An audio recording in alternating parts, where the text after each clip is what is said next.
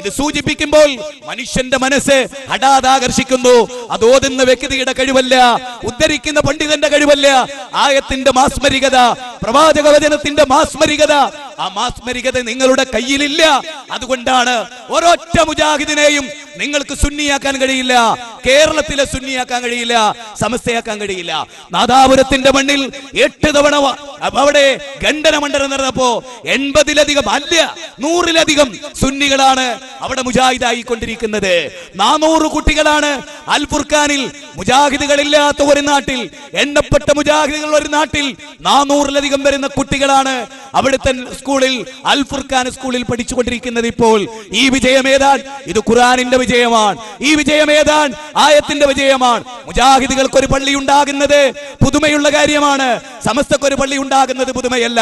കാരണം ഞങ്ങളാണ് ഇവിടെ ഉള്ളത്, ഞങ്ങളാണ് പ്രതാപത്തിന്റെ ആളുകൾ, ഞങ്ങളാണ് ഇതിന്റെ ആളുകൾ എന്ന് പറയുന്നവർക്ക് പള്ളി ഉണ്ടായിട്ട് കാര്യമില്ല.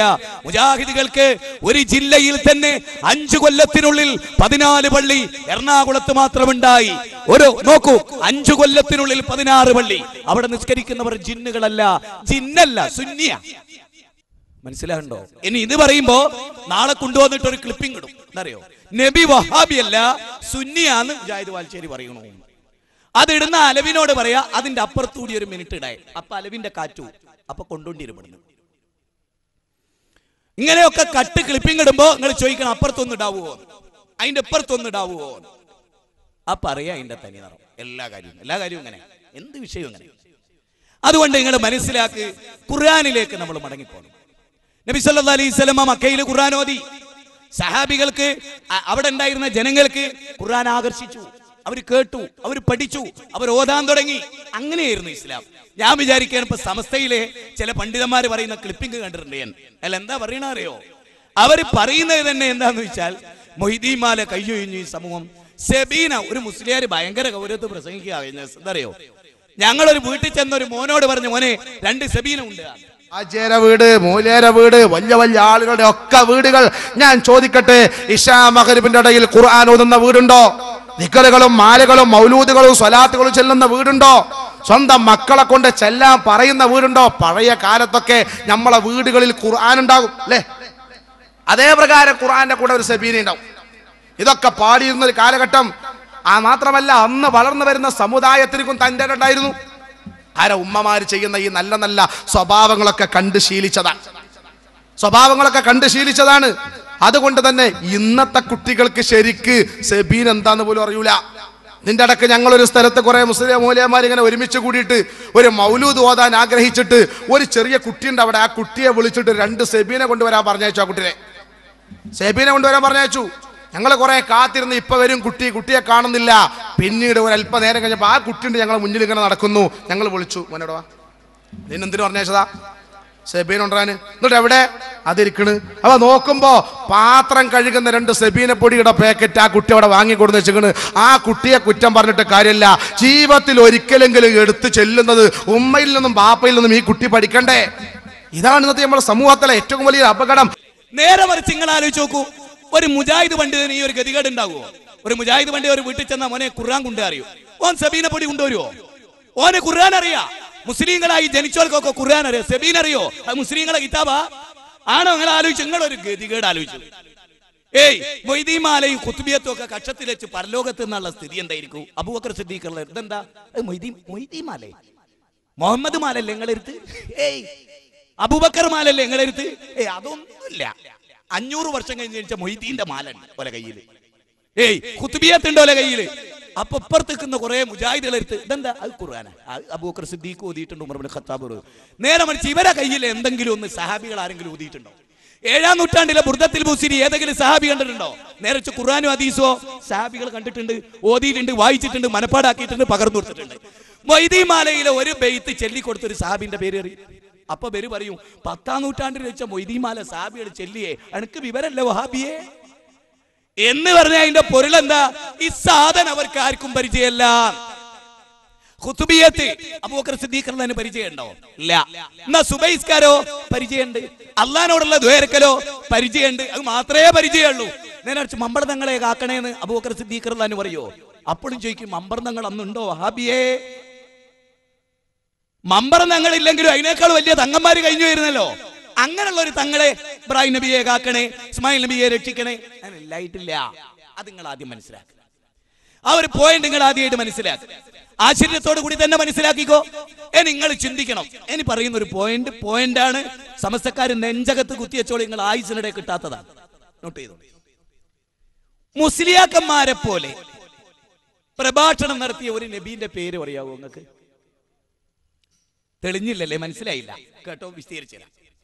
അള്ളാനോടും ദ്വേരക്ക, അല്ലാ അമ്പിയാക്കൾക്ക് കൊടുത്ത മുഅ്ജിസത്ത് കൊണ്ടും ദ്വേരക്ക, അല്ലാ ഔലിയാക്കൾ കൊടുത്ത കറാമത്ത് കൊണ്ടും ദ്വേരക്ക, അത് തൗഹീദിന്റെ ഭാഗമാണ് എന്നാണല്ലോ മുസ്ലിയാക്കന്മാരെ വയത്. അങ്ങനെ പ്രസംഗിച്ച ഒരു നബീന്റെ പേര്. നേരെ മറിച്ച് അമ്പിയാക്കളൊക്കെ പ്രസംഗിച്ചെന്താ? പ്രാർത്ഥന അള്ളാനോട് മാത്രം.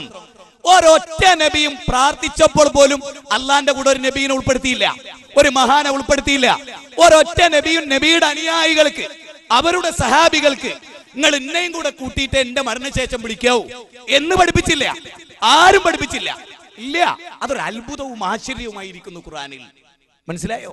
ഏതെങ്കിലും ഒരു നബി ഏതെങ്കിലും ഒരു കാലഘട്ടത്തിൽ ആ നബിയുടെ അനുയായികളോട് അള്ളാനെ മാത്രം എന്നതല്ലാതെ അള്ളാന്റെ കൂടെ അംബിയാ ഇലാഹല്ല എന്ന ധാരണയോടെ നിങ്ങൾ വിളിച്ചോളൂ എന്ന് പറഞ്ഞിട്ടുണ്ടോ? അതിന് മറുപടി പറയിപ്പിക്കും. 38 ക്ലിപ്പിംഗ് ആയിട്ട് ഇന്ന് പുറപ്പെട്ടിട്ടുണ്ടാവും, ഓരോ പാതിയിലുണ്ടാവും. മനസ്സിലായോ? പറയിപ്പിക്കണം നിങ്ങള്. ഇതാണ് പോയിന്റ്. മുജാഹിദ് പ്രസ്ഥാനം അവതരിപ്പിക്കുന്ന പോയിന്റിനെ കണ്ടിക്ക്. ആയത്ത് ഉദ്ധരിച്ച് ഹദീസ് ഉദ്ധരിച്ച് കണ്ടിക്ക്. ആദം നബി ഇതായിരുന്നു, ഉറപ്പാണ് ഇതായിരുന്നു. ആരോട്? അള്ളാനോട്. എന്താ തെളിവ്? മങ്കൂസല്ല, ഖുർആനാണ്. 7-ാം അധ്യായം 23-ാമത്തെ വചനം. അങ്ങനെ തെളിവുദ്ധരിക്ക്. ഇബ്രാഹിം നബി അലൈഹിസ്സലാം ഒരാപൽ ഘട്ടത്തിൽ അള്ളാഹ്ക്ക് പകരം ഇന്ന നബീനോട് ദയായിരുന്നു. എന്ത് നിങ്ങൾ പറ, എന്നാ ഞങ്ങൾ നിങ്ങളെ കൂടെ, ഞാൻ വരും നിങ്ങളെ കൂടെ, വേറെ ആരും പോന്നിട്ടില്ലെങ്കിൽ. പക്ഷേ ഒരു കാര്യം നിങ്ങൾ ഓർക്കണം, വേർതിരിച്ച് കേൾക്കണം നിങ്ങള്. ഖുർആൻ, ഞാൻ ചോദിക്കട്ടെ, എനിക്ക് അത്ഭുതം തോന്നിയിട്ടുള്ള ഒരു കാര്യമാണ് പറയും. ഈ ഖുർആൻ ഫാത്തിഹ മുതൽ അന്നാസ് വരെ ഓതിയ ഈ ഖുർആൻ സമസ്തക്കാരൻ്റെതാണെന്ന് ആർക്കെങ്കിലും തോന്നുമോ? നേരെ മറിച്ച് ഇതിലെ ഓരോ അധ്യായം വായിക്കുമ്പോ ഇത് വഹാബിന്റെ ഗ്രന്ഥ, മുജാഹിദുകളെ പറ്റി മാത്രമേ ഇതിൽ ചർച്ച ഉള്ളല്ലോ, പ്രാർത്ഥന ഒക്കെ അള്ളഹാനോട്. ഇതെന്തൊരു നബിമാരത്? ഇവരൊക്കെ വഹാബികളായിരുന്നു. ഏയ്, എല്ലാ നബിമാരും അള്ളഹാനോട് മാത്രം ദ്വേരുന്നവരാ. അല്ലെങ്കിൽ മറിച്ച് മാന്യമായി ഇന്ന നബി ഖുർആനിലെ 3-ാമത്തെ അധ്യായത്തിൽ 3-ാമത്തെ വചനത്തിൽ രോഗം വന്നപ്പോ അല്ലാത്ത ഒരാളോട് ദ്വേർന്നു. നിങ്ങൾ നമ്മൾ സാധാരണ ദ്വേരക്കുന്ന ക്ഷണിച്ചു, വിളിച്ചു, അന്വേഷിച്ചു എന്നുള്ള അർത്ഥവുമായിട്ട് എഴുന്നള്ളിച്ച് ഇങ്ങോട്ട് വരരുത് കേട്ടോ. കാല റബ്ബി ഇന്നി ദഅൗതു ഖൗമി ലൈലൻ വനഹാറ. അവിടെ നൂഹ് നബി പറഞ്ഞ ദഅൗതു ഖൗമി, ഞാൻ എന്റെ ജനതയോട് പ്രാർത്ഥിച്ചു എന്നല്ല, ജനതയെ പ്രാർത്ഥിച്ചു എന്നല്ല, ജനതയെ ക്ഷണിച്ചു എന്നേ അർത്ഥം. മറിച്ച് നമ്മൾ സാധാരണ മങ്കൂസിനും മൗലൂദിനും ഒക്കെ പോയാ അതിന്റെ ഒടുവിൽ ദ്വേർന്നിട്ട് മുഖത്ത് തടവുന്ന ഒരു സമ്പ്രദായം ഉണ്ടല്ലോ, അതിനൊരു പ്രാർത്ഥന അറിയല്ലോ, അപ്രാർത്ഥന. അങ്ങനെയുള്ള പ്രാർത്ഥന അല്ലാത്തോലോട് നടത്തിയിട്ട് ഏതെങ്കിലും ഒരു നബി നടത്തിയതായി ഈ 114 അധ്യായത്തിൽ ഏതെങ്കിലും ഒരു അധ്യായത്തിൽ ഒരു വചനം, ഇന്ന നബി അയ്യൂബ് നബി രോഗം വന്നപ്പോ അതിന് മുമ്പത്തെ ഒരു നബീനോട് ദ്വേർന്നു, അല്ലെങ്കിൽ അദ്ദേഹത്തിന്റെ ഹക്ക് ജാഹ് ബർക്കത്തോണ്ട് ദ്വേർന്നു എന്നുള്ള ഒരു ഒറ്റ ആയത്ത്, ഒന്നും കൂടുതലൊന്നും നിങ്ങൾ തരണ്ട, അതിന് നിങ്ങൾക്ക് സാധിക്കില്ല. അപ്പൊ ഞാൻ ചോദിക്കുന്നത്, ഖുർആനിന്റെ ഒരു പിൻബലവും ഇല്ലാത്ത വാദം സ്വീകരിച്ച് നശിക്കണോ? ഒരു നബിയെങ്കിലും നിങ്ങളെ കൂടെ പിന്തുണ ഉണ്ടായിരുന്നെങ്കിൽ നമുക്ക് അംഗീകരിക്കായിരുന്നു. അതായത് സാമ്പിളിനെങ്കിലും അല്ലാത്തവരോട് ദ്വേരുന്ന ഒരു നബി. നിങ്ങൾ ചിന്തിക്കണം. ഒരു ആശ്ചര്യം പറഞ്ഞിട്ടേ നിങ്ങൾക്ക്, ഈ ഖുർആൻ 30 ജുസ് നിങ്ങൾ പഠിച്ചാലേ ഈ ഖുർആനിലെ A to Z വായിച്ച് ഓരോ ആയത്തിലൂടെ കടന്നു പോകുമ്പോൾ ഓരൊറ്റ സ്ഥലത്തും അല്ലാത്തവരോട് ദ്വേരുന്ന ഒരു സംഭവമേ ഇല്ല. അതൊരു ആശ്ചര്യമായിരിക്കുന്നു എനിക്ക്. എന്റെ ചിന്തകൾ നിങ്ങളോട് പങ്കുവെക്കുമ്പോൾ നിങ്ങൾക്ക് അത് എത്ര കണ്ട് ഉൾക്കൊള്ളാൻ കഴിയുന്നു എന്ന് എനിക്കറിയില്ല. ആശ്ചര്യകരം എന്തറിയോ? അമ്പിയാക്കളോട് ഈ ആളുകൾ പറയും, ജിന്നുകളോട് ഈ ആളുകൾ പറയും, മലക്കുകളോട് ഈ ആളുകൾ പറയും, അതുപോലെ തന്നെ പ്രവാചകന്മാരോട് ഈ ആളുകൾ പറയും, ഔലിയാക്കളോട് ഈ ആളുകൾ പറയുന്ന, നിങ്ങളെയായിരുന്നു ഞങ്ങൾ ആരാധിച്ചത്, നിങ്ങളെയായിരുന്നു ഞങ്ങൾ വിളിച്ചു പ്രാർത്ഥിച്ചത്, നിങ്ങൾ എന്താ ഒന്നും മിണ്ടാത്തത്, അവര് നിഷേധിക്കുമെന്നല്ല ഈ ഖുർആനിൽ പരലോകത്ത് നടക്കാനിരിക്കുന്ന ഇപ്പോഴേ അല്ല പറഞ്ഞു തന്നിട്ട് നിങ്ങൾക്ക് നേരം വെളുത്തിലെ കൂട്ടരെ. എന്തൊരു ദയനീയതയാണിത്. പരലോകത്ത് അല്ലാത്തവരെ ആരെയാണോ നിങ്ങൾ വിളിച്ച് പ്രാർത്ഥിച്ചത് അവർ നിങ്ങളുടെ ശത്രുക്കളാകുന്നു. ഞാൻ ആശ്ചര്യത്തോടു കൂടി കണ്ടൊരു കാര്യം എന്തറിയോ? ഷെയ്ഖ് മുഹീദ്ദീൻ അബ്ദുൽ ഖാദിർ ജീലാനി റഹ്മത്തുള്ളാഹി അലൈഹി സമസ്തക്കാരുടെ ഏറ്റവും വലിയ ശത്രുവായിരിക്കും പരലോകത്ത്. ഏറ്റവും വലിയ ശത്രു